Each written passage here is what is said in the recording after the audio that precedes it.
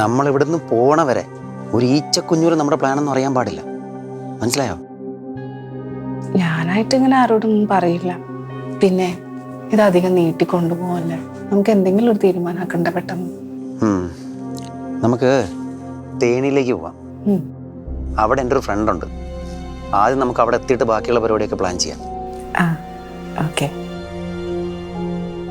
എവിടേക്കാണെങ്കിലും എനിക്ക് ഒരു കുഴപ്പമില്ല. നിന്റെ കൂടെ ഞാൻ എവിടെ ആണെങ്കിലും വരാൻ റെഡിയാ. ജീവിതം മടുത്ത് നിൽക്കുന്ന സമയത്താ ദയവായിട്ട് നിനക്ക് ഇൻസ്റ്റാഗ്രാമിൽ മെസ്സേജ് അയക്കാൻ തോന്നിയത്. നീ സ്നേഹിച്ച പോലെ എന്നെ ആരും സ്നേഹിച്ചിട്ടില്ല ഹരി.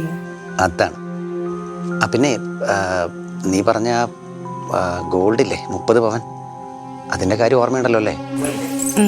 അത് നീ എനിക്ക് നേരത്തെ തരണം. എന്നാലേ നമുക്ക് ഓരോ കാര്യങ്ങൾ പ്ലാൻ ചെയ്യാൻ പറ്റുള്ളൂ. ഫണ്ട് വേണ്ടേ? അത് വേണോ? ഓ, നിനക്കപ്പം എന്നെ വിശ്വാസമില്ലല്ലേ? കുഴപ്പമില്ല ദിവ്യ, എനിക്ക് വേണ്ട. എന്ത് ചെയ്യാനാ? ദൈവം എനിക്ക് സ്നേഹിക്കാനുള്ളൊരു മനസ്സ് മാത്രമേ തന്നുള്ളൂ. പൈസ തന്നില്ല.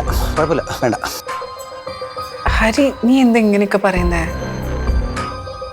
എനിക്ക് തന്നെ പൂർണ്ണ വിശ്വാസം. സ്വർണ്ണം എപ്പോഴാണ് വേണ്ടതെന്ന് വെച്ചാൽ പറഞ്ഞാൽ മതി, ഞാൻ കൊണ്ടുതരാം. ആ